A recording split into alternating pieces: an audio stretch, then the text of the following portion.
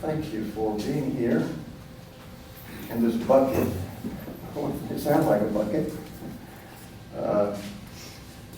I noticed Rick didn't have his guitar, and I was saying, what happened to Rick's guitar? And then I realized he had had shoulder surgery still healing up, so we pray that will go well. Thank you for being here.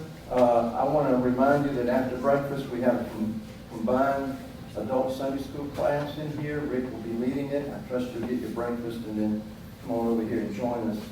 Also, next Sunday, not just church in the park, but we have our church council meeting. That will be at 4:30 in the afternoon, so I trust those who are part of that will remember that meeting. The Bible says a lot about the power of the words that we speak. Proverbs 12:18, reckless words pierce like a sword, but the tongue of the wise brings healing. From the Living Translation, some people like to make cutting remarks, but the words of the wise soothe and heal. With our words we can heal or kill. Proverbs 18:21 tells us the tongue has the power of life and death. From Proverbs 16:24, pleasant words are a honeycomb, sweet to the soul, healing to the bones. And James, the brother of Jesus, reminds us no one can tame the tongue. It's a restless evil, a deadly poison. With it we bless the Lord and Father, and with it we curse those who are made in the likeness of God. From the same mouth come blessing and cursing. My brothers and sisters, this ought not to be so. Words are powerful. With our words we heal, or we hurt, we bless, or curse. The tongue has the power of life and death. And this is the word of God for the people of God. And the speak of God. The late Dr. Bill Henson was on tour to the Middle East when his tour group came to the border of Egypt. While waiting to get through customs, his associate said jokingly, "Bill, did you hide your gun?" Well, can you imagine what happened? Yes, you can. Those words initiated a frisking and a search of Bill's luggage and a long, intimidating session of interrogation. They were just words, but they were powerful words, untimely. I once heard someone say, I don't like to think before I speak. I like to be just as surprised as everyone else by what comes out of my mouth. Here are some painful newspaper headlines that needed a little more thought.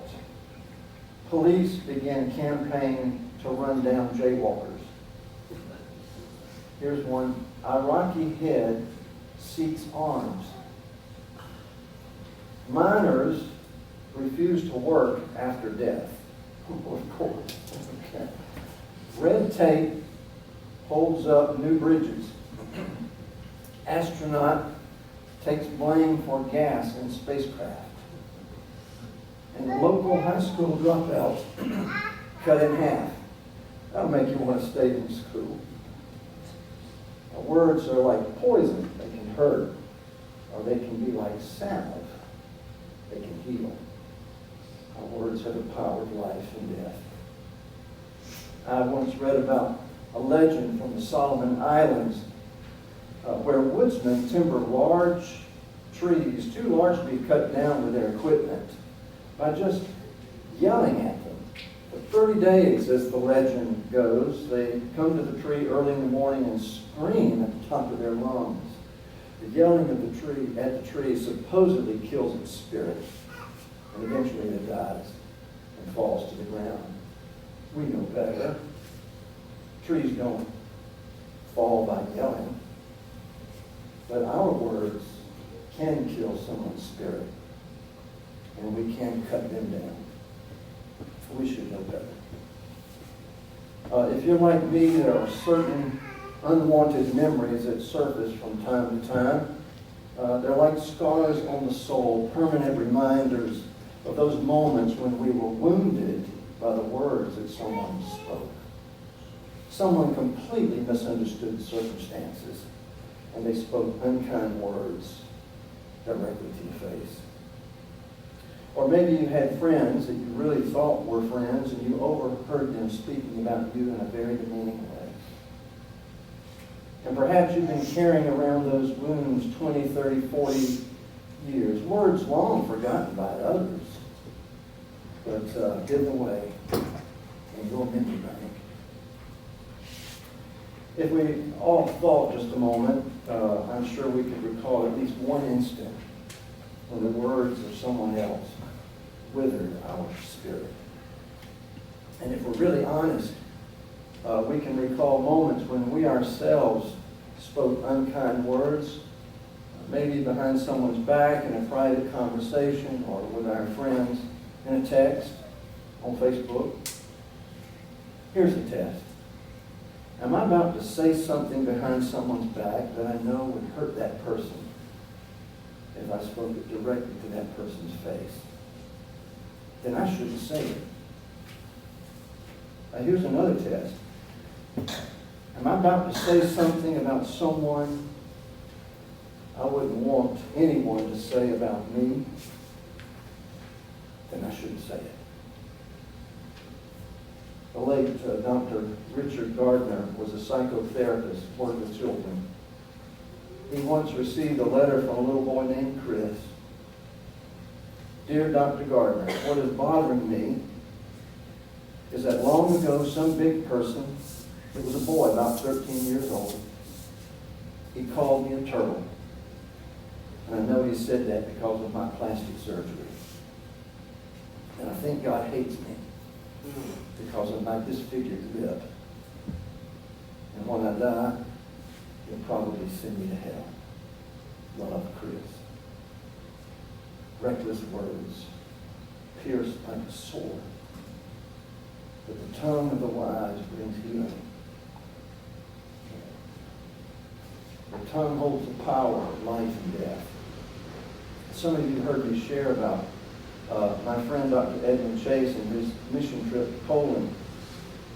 Since he had picked up the language a little better than the rest of the tour group, he became the semi-official interpreter for the group, the proud semi-official interpreter for the group. One day his group spent some relaxing time at the beach, so he pulled out a frisbee that his new Polish acquaintances had never seen before. And he began tossing it back and forth with one of them. After a few throws, a little Polish girl came running up to Edwin, motioning and speaking in Polish. I didn't understand what she said, Edwin says, but I knew she wanted to throw the frisbee. So I said, "Proszę bardzo." Please very much. "Proszę bardzo." Immediately the little girl ran out crying. "What happened?" he asked his Polish friend. "Well, you just called her a pig." No. Yes, you did. You mispronounced "proszę bardzo," and instead of "please very much," you said, "You are a little pig." Well, how do you know that's how I pronounced it? Because this Polish friend said, "You've been calling me a pig all week." You've noticed, haven't you? Of course you have. There's more and more incivility in our culture. It's in text messages and social media, in the nightly news. It's on our computers. It's at the grocery store. It's at work. Just give a small hint of slighting someone, and the person feels obligated and justified to slight you in return. You know what the word sarcasm literally means? It means to cut flesh. And some of us are carrying an unsheathed sword, and we're hurting family, friends, and co-workers. Culture has become rude and discourteous and insulting with words. One father writes, "Gone are the days when my kids considered stupid a bad word. I wish I could go back to when they were innocent to cuss words. But the world took that innocence away, just like it did for me years ago. It's not just out there somewhere on the streets. It's not just isolated to politics. Every school teacher, every attorney, every person who works for the public knows this is true. Our nation is in a downward spiral of incivility. It's most often expressed with words. And the challenge for those of us who claim to follow Christ, who want to follow Christ, is to be different and to swim against that current and be Christ-like in the way we use our tongues, the way we speak to others and respond to others and speak about others. Christ-like. Paul writes in Romans 12, bless those who persecute you. Bless and do not curse. Do not repay anyone evil for evil. Do not be overcome by evil, but overcome evil with good. And Peter writes, do not repay evil with evil, insult for insult, but with blessing, because to this you were called. Peter reminds us of how Christ lived his life. Christ has left you an example to follow. When they hurled their insults at him, he did not retaliate. When he suffered, he made no threats. Instead, he entrusted himself to the one who judges justly. And yet, too many of us are quick to the trigger, ready to give back in spades, insult for insult, sarcasm for sarcasm, verbal street fighting. May the Lord forgive us. Words are powerful. The tongue holds the power of life and death, and even power over the spiritual life and death of our children and our grandchildren. On a flight home, Joseph Stoll got into a conversation with a fellow traveler, a doctor, a Christian doctor. He learned that this doctor's children, for which the doctor was relieved and grateful, were all grown, happily committed to Christ, and were serving in their local churches. As a father of three, Stoll says, I was intensely interested in knowing what this father thought was the secret to the spiritual success of his children. The doctor went on to explain, my wife and I vowed together that our children would never hear us complain or criticize the church leaders, or another brother or sister in Christ. What child, Stoll comments, wants to commit his or her life to a system or organization of people who are the constant object of his or her parents' complaint? A wise parent teaches the principles of love and prayerful intercession in regard to the imperfections all around us. How many of us are at fault here?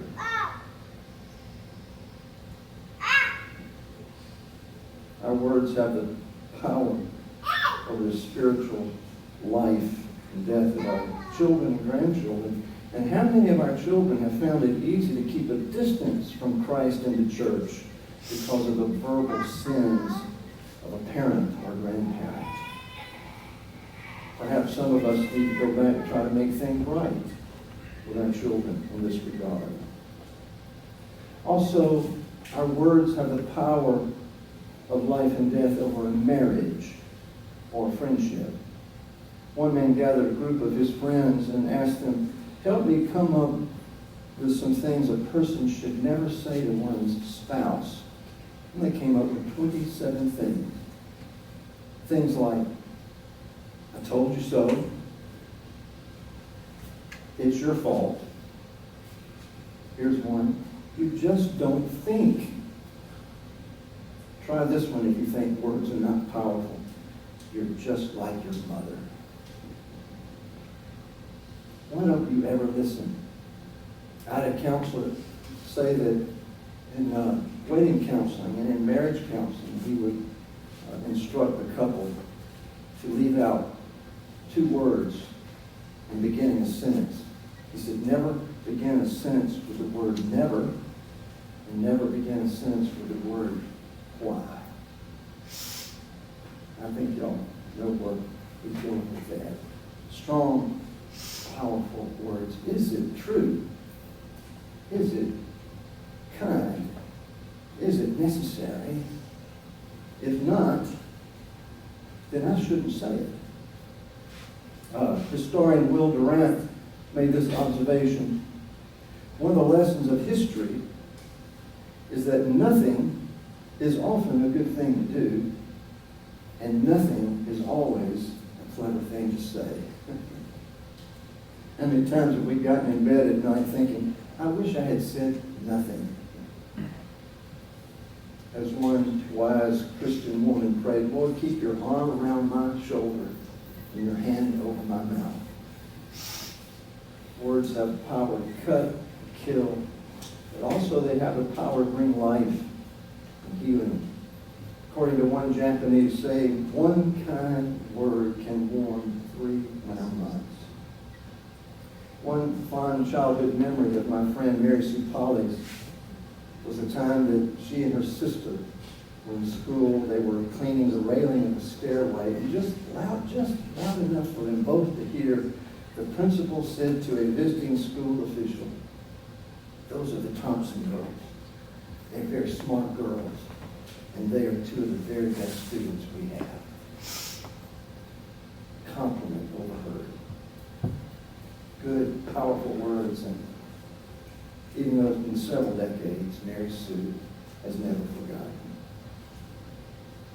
When actress Laurette Taylor was starring in the Broadway musical The Glass Menagerie, everyone knew that she was sick and poor health, and most everyone knew that she had had some unkind words, arguing, fighting with her co-star, Eddie Dowling. Well, during a scene on center stage, she suddenly swayed and tottered and had to brace herself with a chair. When the curtain descended, the director rushed back to the room to see if she was all right. Laurette explained to the director, in that scene, Eddie is supposed to be trying to write something while I'm scolding him.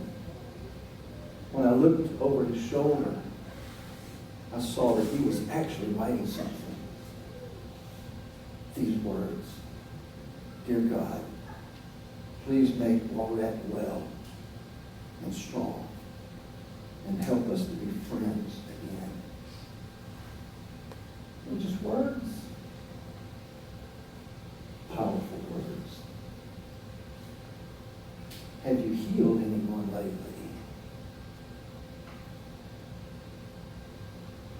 Our words are powerful. With words we bring healing and life and renewed friendship. Now let me share with you one of my favorite stories, an example of the healing and life-giving power of words. True story. Some have said over the years it's not true, but I've tracked it down. And they did discover it and found the woman, found her daughter, and she said, this is a true story. Here we go. Mary Ann Bird writes, I grew up knowing I was different, and I hated it. I was born with a cleft palate, and when I started school, my classmates made it clear to me how I looked to others, a little girl with misshapen lip, crooked nose, lopsided teeth, and garbled speech. When schoolmates asked, what happened to your lip? I'd tell them I'd fallen and cut it on a piece of glass. Somehow it seemed more acceptable to have suffered an accident than to have been born different. I was convinced that no one outside my family could love me. There was, however, a teacher in the second grade we all adored, Mrs. Leonard by name. She was short, round, happy, a sparkling lady. One of my worst experiences at school was the annual hearing test, where the teacher would call each child up to her desk by name, have the child cover one ear and then the other, while listening to hear and then repeat a phrase the teacher would whisper. Mrs. Leonard gave the test to everyone in the class, and finally it was my turn. I knew from past years that the teacher would whisper things like, "The sky is blue," or "Do you have on new shoes?" Afraid of humiliation because I was deaf in one ear, I waited for those words that God must have put in her mouth. Those 7 words that changed my life. Mrs. Leonard said in her whisper, "I wish you were my little girl."